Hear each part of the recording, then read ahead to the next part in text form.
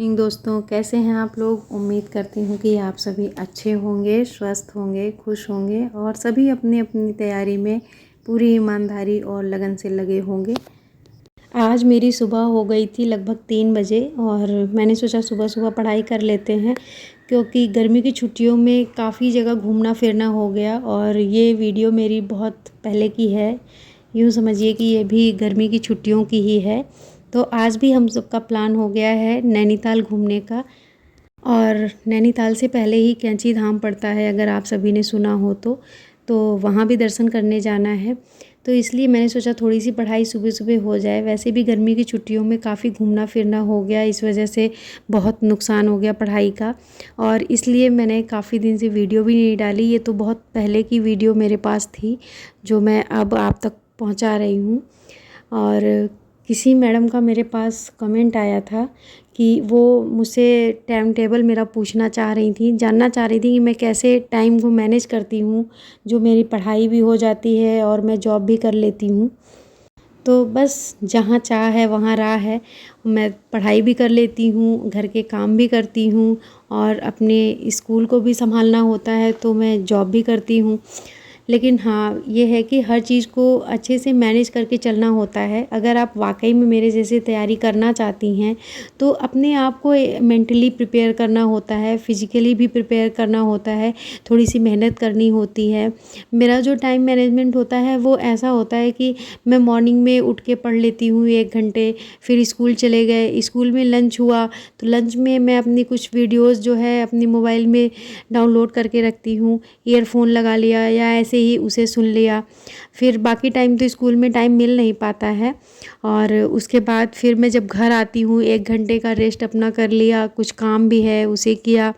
लगभग 4 बजे मैं फिर से बैठ जाती हूँ पढ़ाई करने के लिए। छोटा बच्चा है तो उसे भी देखना होता है, पढ़ाई में उसकी भी मदद करनी होती है। बहुत छोटा तो नहीं है, 4th क्लास में है, तो फिर भी हेल्प करनी होती है उसकी पढ़ाई में। तो जो मेरा आने के बाद मैं लगभग 2:30 बजे स्कूल से आ जाती हूँ।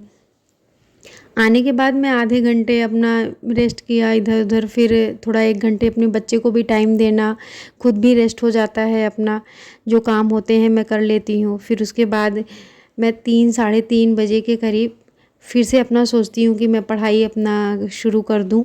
तो 3:30 4 के बीच में अपना फिर से पढ़ाई शुरू कर देती हूँ। तो मेरी वो पढ़ाई होती है जो कि लगभग 6 बजे 6:30 बजे तक मैं अपना पढ़ती हूँ। 1.5 से 2 घंटे 3 घंटे जैसा मैनेज हो जाता है, कुछ फिक्स नहीं होता है, क्योंकि हमारी फैमिली भी साथ है और हमें घर के काम भी करने हैं। तो टाइम बिल्कुल एग्जैक्ट तो नहीं होता कि हम 6 से 7 पढ़ेंगे तो 6 से 7 ही फिक्स है। ऐसा आप तो जानती ही हैं, फैमिली के साथ नहीं हो पाता है कि बिल्कुल फिक्स रूटीन बन जाए। उसके बाद रात का डिनर, फिर घर के जो भी और बाकी के काम होते हैं, दूसरे दिन स्कूल जाना होता है तो उसकी भी थोड़ी तैयारी करनी होती है। फिर मैं रात को पढ़ाई कर लेती हूँ, लगभग 11 बजे तक मैं सोती हूँ। तो मेरा 5 घंटे का सोने का रूटीन होता है। लेकिन हाँ, 5 से 6 घंटे मेरी पढ़ाई हो ही जाती है। देखिए, अपने आप को अगर कुछ करने के लिए तैयार करना है तो ये भी सोचना होगा कि हाँ, मुझे मेहनत भी करनी होगी और टाइम भी मैनेज करना होगा। देखिए, हम लेडीज़ों के साथ तो ये प्रॉब्लम हमेशा ही होती है टाइम की। तो हमें टाइम निकालने के लिए हर तरह से सोचना पड़ता है कि हम कौन से काम ऐसे करें जिससे हमारा टाइम कम वेस्ट हो, और जो ज़रूरी काम हो उन्हें ही करना है। और अपने ऊपर भी ध्यान रखना होता है, थोड़ी रेस्ट भी करने के लिए टाइम निकालना होता है। बाकी हम ऐसा नहीं है कि बिना रेस्ट किए ही करे ही जा रहे हैं, चले ही जा रहे हैं, तो ऐसा तो पॉसिबल है नहीं। अपने लिए भी टाइम निकालना होगा। और मेरा कोई रिटन टाइम टेबल नहीं होता है कि फ़िक्स है मैं इतने से बजे से इतने बजे तक ये करूँगी, इतने बजे से ऐसा, क्योंकि पॉसिबल हो ही नहीं सकता है। क्योंकि हम एक हाउसवाइफ का भी काम करते हैं, जॉब भी करते हैं, फैमिली है हमारी, तो बच्चों की देखभाल भी, बहुत सारे काम हो जाते हैं। तो इसलिए हम अपने आप को जिस तरह से मैनेज कर पाते हैं वैसे ही मैनेज कर लेते हैं। जब टाइम मिल गया, जिस टाइम पे हम सोचते हैं कि हाँ अभी टाइम थोड़ा हमारे पास है तो हमने पढ़ लिया, या छुट्टी के दिन हमने कुछ एक्स्ट्रा पढ़ लिया, ऐसे ही बस। और तो कुछ खास नहीं करना होता है कि हाँ हमने कुछ अपने लिए कुछ खास सोचा हो।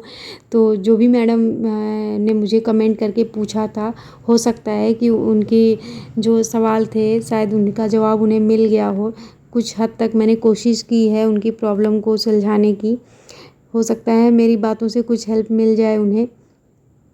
और अभी हम नैनीताल से वापस दुधवा नेशनल पार्क में आ गए हैं घूमने के लिए। और धूप बहुत थी तो जानवर तो कोई नहीं दिखा हमें, और बिना देखे ही हम वापस आ गए। और घर पहुंच के हम सब ने आइसक्रीम खाई थोड़ी ठंडी ठंडी। और ये मेरे भाई और भाभी हैं हमारे साथ, ये भी घूमने आए थे जिन्हें आपने वीडियो में देखा होगा। और ये प्रयागराज से हमारे साथ घूमने के लिए आए थे और ये जाने वाले हैं। अभी कुछ दिन पहले ही इन लोगों की शादी हुई है और दोनों हस्बैंड वाइफ डॉक्टर हैं और जाने की बिल्कुल तैयारी हो चुकी है, दोनों निकलने वाले हैं और हम उन्हें छोड़ने के लिए बाहर जा रहे हैं।